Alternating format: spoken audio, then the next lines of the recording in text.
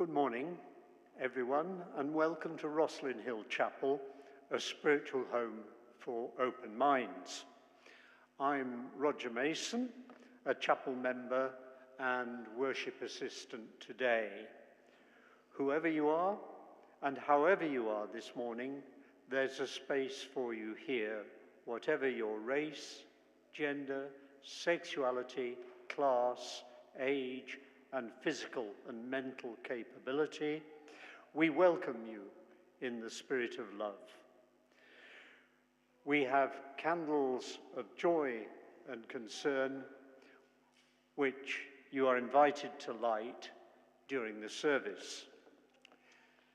This morning, I'm very pleased to welcome Dr Jacqueline Woodman, who is chair of the London and South East District Unitarians, and she will lead our service today.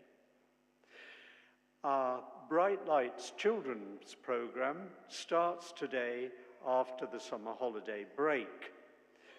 It's for children aged 2 and above, and babies under 2 are also welcome in the creche, but need to be accompanied by an adult. If you're watching at home, please join us in the virtual side aisle at 12 noon for tea and virtual chat. The link was in the email, and you can also find it via the link in our YouTube description. And for those of you in the chapel, do join us for refreshments in the side aisle after the service. Our bookcase library is now available, where you can borrow books about Unitarianism and other world religions and philosophies too. If you wish to borrow a book, please write your details in the blue book before removing it. At 12:30, we shall resume our community lunch club after the morning service. At 6 o'clock this evening, we have our regular 30-minute mindful meditation. And then at 7 o'clock, we have a sound bath meditation. The collection will take place during the music after the service, when you may donate by card or by cash or phone. This month, the offering will be shared between the work of the chapel and our monthly good cause.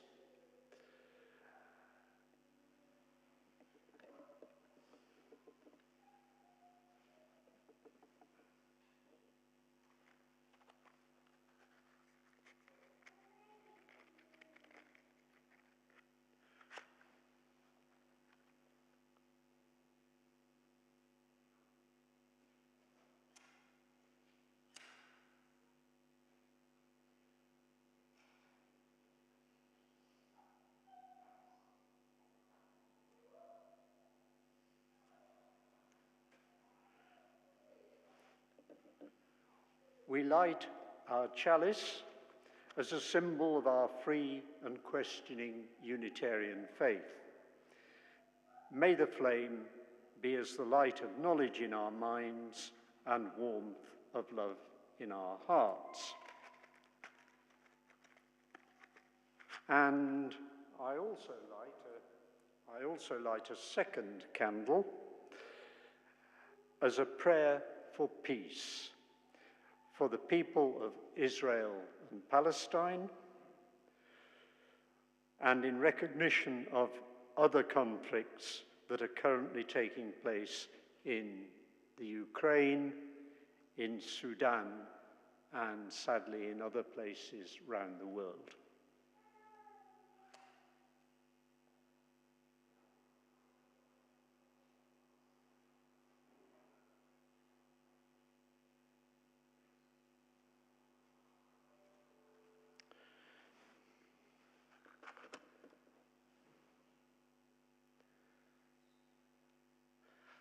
Before we sing our first hymn. We like to get to know each other, so please speak to the people next to you and introduce yourself. And John will start playing music when we resume for the first hymn.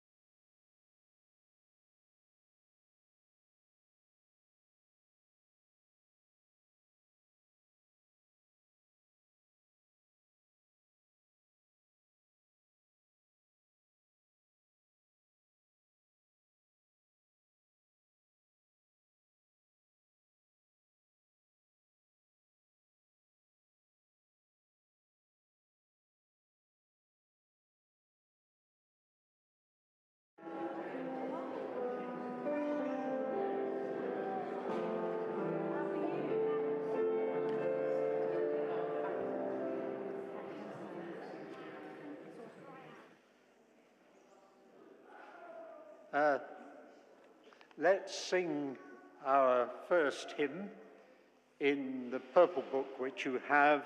It's number 33, Enter, Rejoice and Come In. As is our custom, please listen to the music first and then rise to sing if you're able.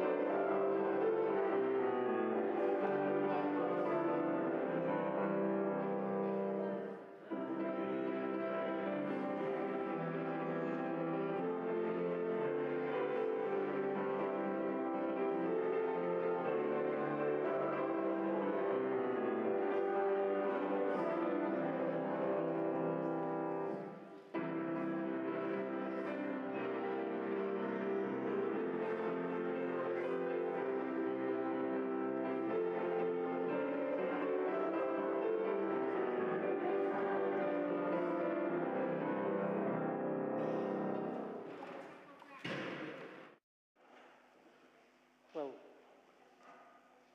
good morning again. This is a time for all ages, especially the children, Um, please, if the children could come to the front, then I'll tell you a story.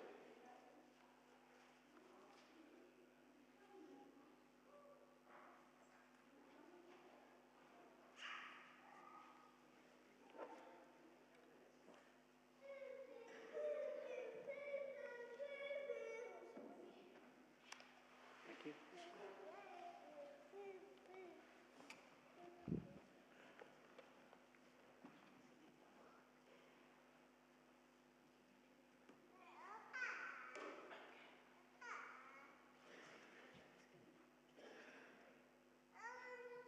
Right. I spend a lot of time in China, and this is a story about China, something that happened in China. Not very long ago, there was a poor farmer, and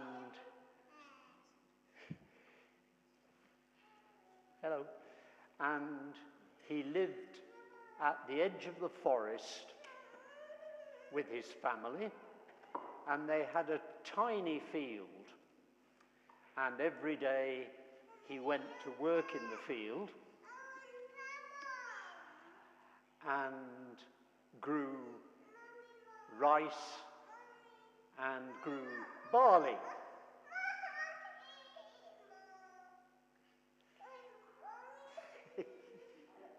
That's right. So one day he was in his field, digging out the weeds, and when he stood up, what do you think he saw? He saw a hare, animal like a big rabbit, and it was eating the barley shoots. So the farmer shouted, picked up his hoe, and ran after the hare. Now, hares can run very fast, and it ran into the forest, but it wasn't looking where it was going, and it ran straight into a tree. When the farmer got to it, it was dead. It had hit its head and was dead. So he picked up the dead hare, took it home, and his wife cooked it, and everybody had a delicious stew of hare. So about a week later, one of his neighbors came past his field and was very surprised because the farmer wasn't digging in the fields, and the birds were eating the crop. So the neighbor went to look for him, and there he was, standing by the tree. And the neighbor said, "What are you doing?" And he said, "I'm waiting for a hare to run into the tree, and then we can have a delicious supper. It tastes much better than eating rice and barley." Now, do you think the farmer was very clever? No. So the lesson from the story is that sometimes we have good luck, but mostly we should not expect to have good luck again. So thank you all very much, and we now sing the children out.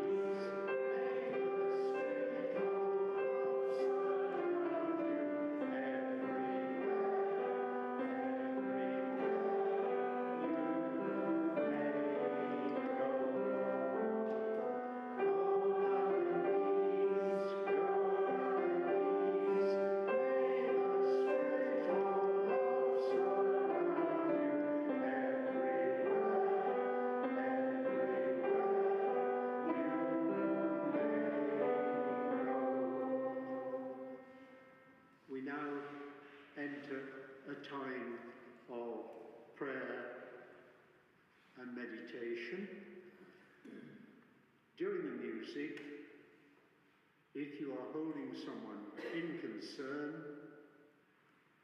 or wish to send someone your kind thoughts, please speak their name out. Thank you.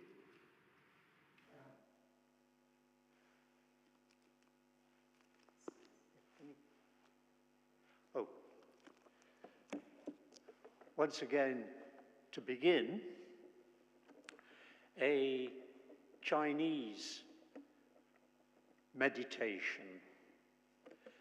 The Chinese believe that there are 5 elements: metal, water, wood, fire, and clay. So please close your eyes, clear your mind, and I will speak about the 5 elements.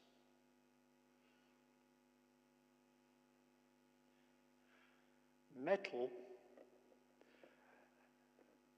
controls our lungs and heart. So please breathe in and breathe out about 3 times.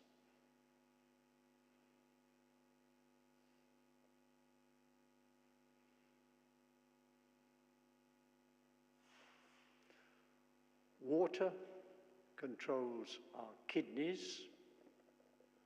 Water flows and washes away bad thoughts.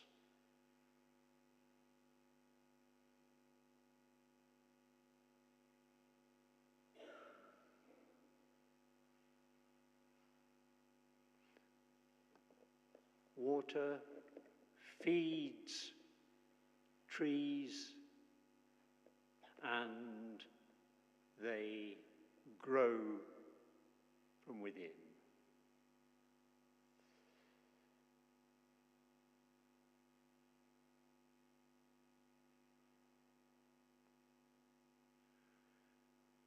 Fire burns the trees, can be very destructive, as we've been seeing, but also clears the ground for new growth.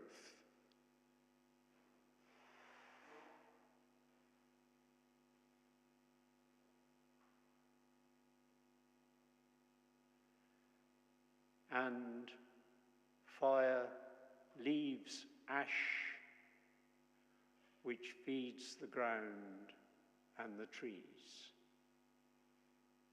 And the cycle continues eternally.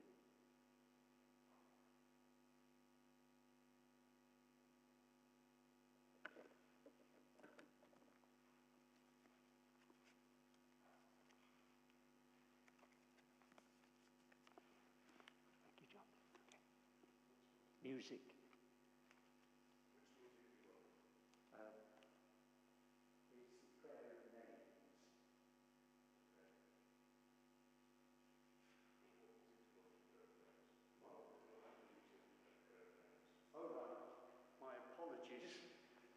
We don't have music.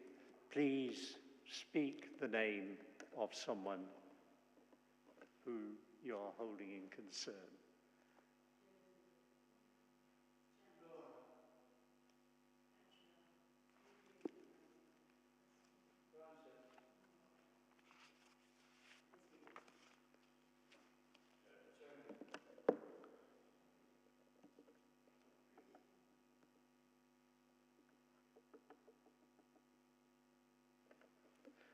So for all those named and unnamed, we hold them in our hearts. And now I'm pleased to invite Jackie Woodman, who is going to give us a reading.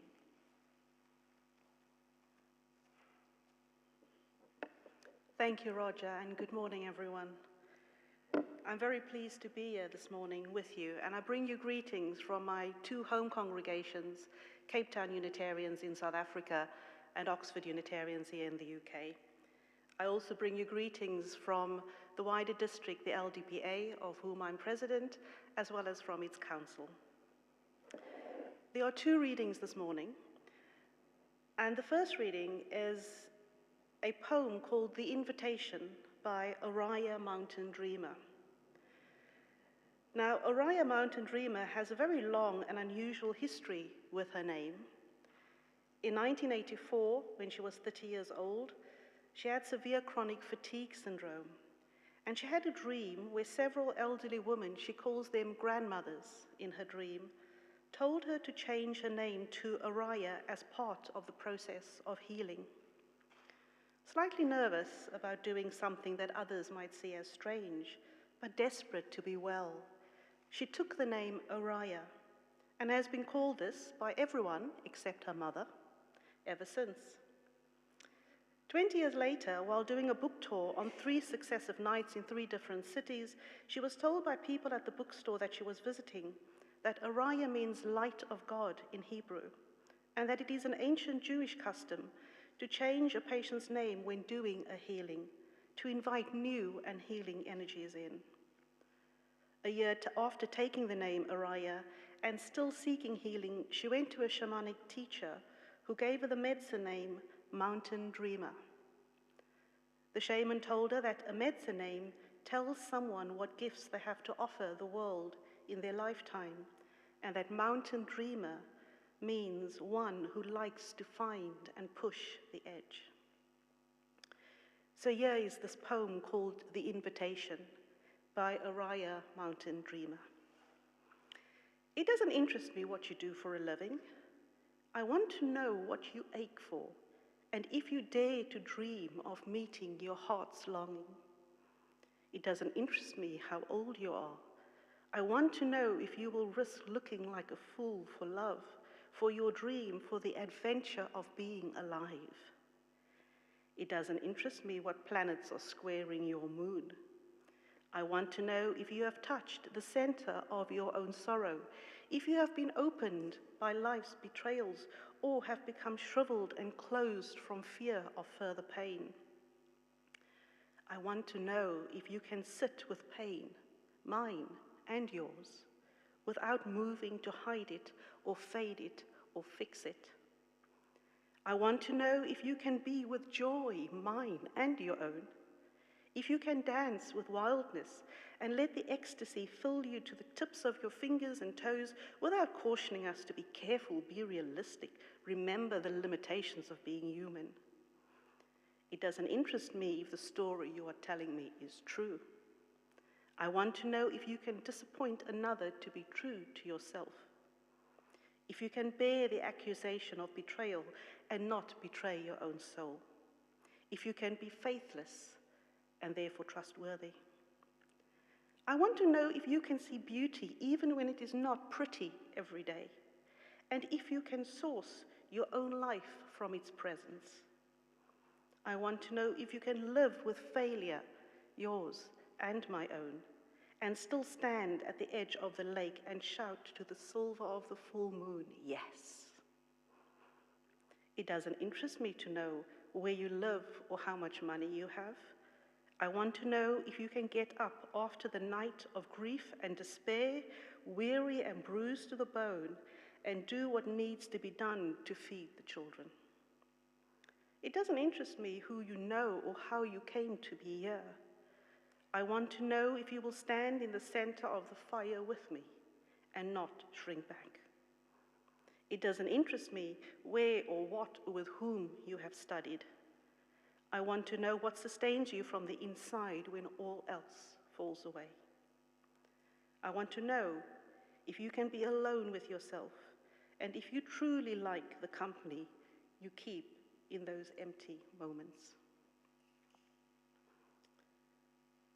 I'd like to invite you to sing our next hymn, hymn 181 in the Purple Book, Wake Now My Senses.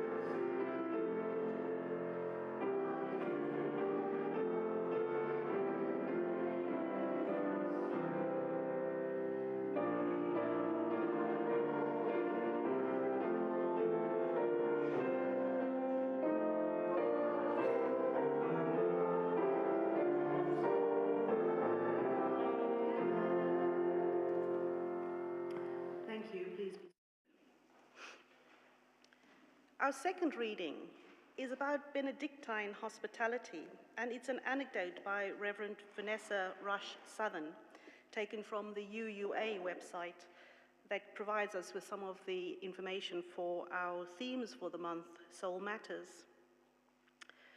Father Daniel Homan is a Benedictine monk, and Saint Benedict, in the rules he set out for his monks, made welcoming the stranger a mandate, something to keep them open to the world and the work that welcoming people would require. At Father Homan's monastery in Michigan in the US, they lived rather too cloistered for decades. Then, one year, they welcomed back a brother who had done work in youth ministry in Chicago and proposed that they turn an old barn into a youth center. It was 1975, and the barn was old and decrepit and had no infrastructure. And turning it into a youth center, which would be useful for retreats, meant lots of changes and sacrifices. It had to be made habitable with showers and bathrooms and rooms for sleeping. But just as challenging for these monks were that they were, for the most part, quite self-proclaimed introverts, and they had to prepare themselves to welcome the young people. They had to be prepared to share meals with them, to have them present on the grounds, breaking the silence with their sounds of laughter and conversation, and they had to open themselves to the struggles that young people would bring with them to that place. St. Benedict knew that when you prepare a place for people at your table, even just that gesture begins to change you. It's always easier to care for the world, says Father Homan, to care for others from a distance. We can even feel good about our prayers for them as long as they are not in our space and they are not taking up emotional space in our hearts. They become harder to handle when they show up and actually expect something from us. But show up they did, and by 2002, over 80,000 young people had crossed through the gates into the monastery. And there they had been welcomed, tended to, and listened to in a way that the monks were trained to attentively listen, to see and attend to the divinity in each child. Some who passed through returned to have their weddings performed by the fathers and later their babies blessed. Looking for cloistered lives, instead the fathers had opened up themselves and their monastery to a world of turmoil and searching, and beauty and deep connection took hold of them. Father Homan writes, merely being nice to people does not fulfill the deep requirements of hospitality. We must let the person stir us. We must connect. Hospitality will extract a cost from us, and it will tumble us into the magical realm of personal transformation. Roger will lead us into our second session of prayer and meditation.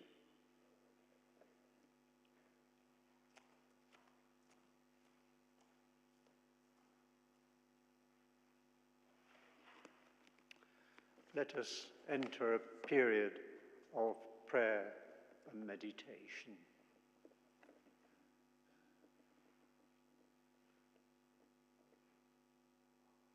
When will the fighting cease?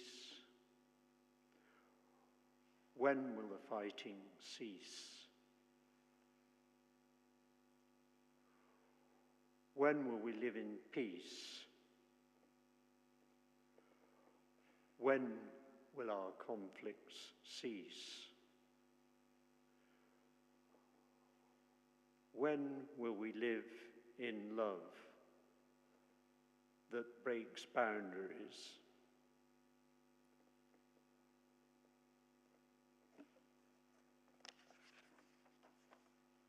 When will we live in peace?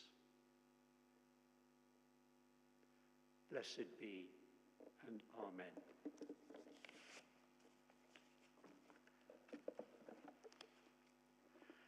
Now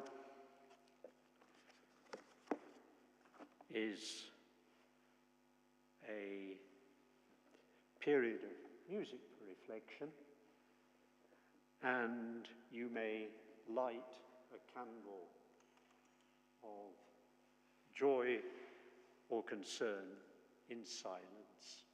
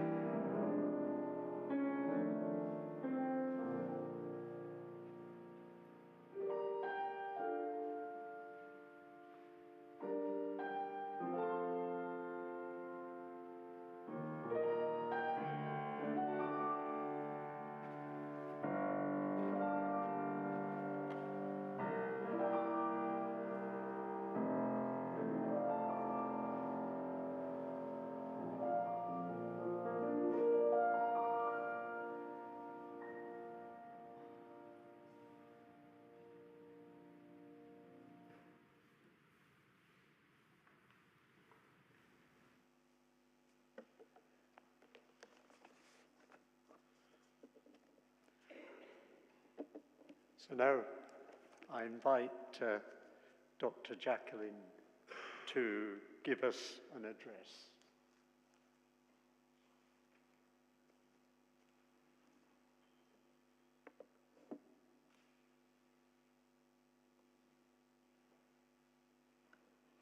The theme for the month of September, both here at Rosslyn Hill and also where I worship in Oxford, is that of invitation. But the act of invitation to welcome others in our community is only the beginning of creating a truly welcoming environment. Invitation is far more complex than both I and perhaps even you realized. As a church, we are often tasked with getting people into the building, right? Bums on the seats. We want them to start managing volunteer efforts and participate in worship and organize the coffee rota, the flower arranging, the order of service. And in that respect, invitation can get whittled down to just join us and get stuck in. What's easy to overlook is that invitation is only about 20% of the act of inviting someone in. The other 80% is making the space within the community and within ourselves to be truly inviting. And this, of course, is the harder work, as it involves letting go of our own power, our own influence, and our own preferred way of doing things. It's not just about inviting someone into our building, into our working practices, into our organizational and leadership structures. It's about inviting others into our physical, spiritual, mental, emotional spaces. It's not about increasing our numbers, but it's to change the shape and form of our gathering, to change us. To actively believe that we should open ourselves to being changed as a deliberate act of invitation and welcoming can be a terrifying idea. What makes us feel that we belong? What makes you feel that you belong? That you have that feeling of inclusion, of being worth something in this place? And what steps do we need to take to make that feeling be extended as a real and authentic invitation? We would, of course, all like to think that we all know who are those people who we may be overlooking or excluding, and we would assume that we know what we need to put in place to make them feel centered and included. However, I would like to challenge this assumption. Every one of us views others and the world through our own personal lenses. Our own beliefs, our biases, our prejudices, and our own personal experiences informs what we think the other would want or would even appreciate. When others look at me, I sometimes wonder what they see when they view me shaped by their own experiences and beliefs. I'm from Cape Town. I'm of mixed heritage and belong to a particular ethnic group called Cape Coloured. My people have ancestral roots in the semi-nomadic tribes of the Cape area called the Khoisan, and our European strand tends to be, but not exclusively so, the Dutch colonists who settled in the Cape in the early 17th century. We are African, but we are yellow-skinned and very definitely not white. Our political experiences aligns with the oppressed indigenous native communities around the world. However, as an immigrant to the country here, the UK, and with both South African and British citizenship, with university degrees in both countries and with medical accreditation in at least 2 other countries, the US and Australia, I am sometimes quite amazed at what others think that I would believe, or what I would be thinking or wishing for my future. I once led a Unitarian service a few years back and explained my heritage as I have done to you today. And after the service, someone came up to me and said, "You can't possibly be Cape Coloured. I've been to South Africa with a charitable volunteer organization, and I know the coloured community, and you cannot be one of them." Over coffee, you can ask me what one of them means. I put it to this community here today, what do you think was going through that person's mind, colored by her own experiences, when she looked at me, saw me, judged me, and decided I couldn't be who I said I was? I may just be that contradiction that defies the expectations of those within my own spiritual community who are so welcoming. But the denial of my own identity and inherent worth makes me feel unwelcomed. And I know that others may feel the same way when their inherent worth is denied, but they are maybe reticent to call out such unwelcoming and inhospitable practices and attitudes in our community. Being marginalized is not about specifically belonging to a recognized minority group or even belonging to the historical groups that's been discriminated against in the past. Individuals can be marginalized simply because they think differently from the mainstream or have views that are not in line with the prevailing viewpoint. Do we have space within our Unitarian community for differing views and opinions and beliefs that may not always sit comfortably with us?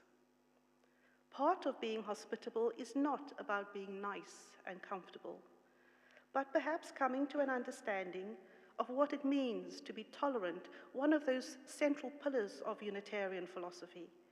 Tolerant of ideas and opinions that we may not agree with, but as long as it does not impact another's dignity and worth, we may have to engage with, we have to discuss it, and we have to even challenge it in the spirit of love. Oriah Mountain Dreamer challenges us. It doesn't interest me who you know or how you came to be here. I want to know if you will stand in the center of the fire with me and not shrink back. When we speak of hospitality, we are always addressing issues of inclusion and exclusion that has an inescapable moral dimension to it. It is an issue involving what it means to be human. All of our talk about hospitable openness and being welcoming doesn't mean anything as long as some people continue to be marginalized because they don't conform to our expectations. The Reverend Amy Zucker Morgenstein from the UUA says this, and it is in the Soul Matters pack if you'd like to read up on it afterwards. We Unitarian Universalists pride ourselves on welcoming everyone. We affirm that people of all races and orientations are welcome here, as we did this morning. We state it on our website and we hang it in the front of our church in the rainbow symbol of pride and celebration. But it is not enough not to have bouncers at the door. Churches employ more subtle ways than that to keep unwanted people out, and they are just as effective.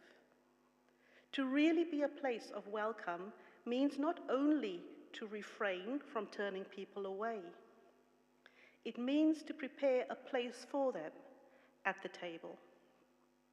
The concept of hospitality is as old as the human race. The practice of welcoming and protecting the stranger, irrespective of the origin, opinions, belief, or affiliations, has an ethical, moral, and spiritual dimension to it. And issues of inclusion-exclusion have always concerned those holding power and exercising control over others. To close our hearts and minds to what the other has to offer us, and to remain cocooned within our own echo chambers, is at odds with being inviting and welcoming. For to be radically inclusive opens a doorway to justice, and it moves individuals and organizations towards the beloved community where we can truly see each other, even if it means laying our own individual selves aside, if only for a brief moment. As Father Homan writes in the second reading we have heard, merely being nice to people does not fulfill the deep requirements of hospitality. We must let the person stir us. We must connect. Hospitality will extract a cost from us, and it will tumble us into the magical realm of personal transformation. Amen.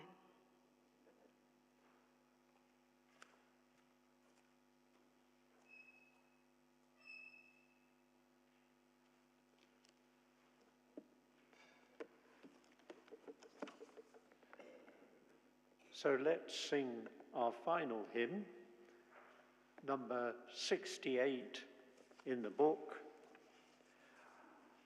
I Dream of a Church.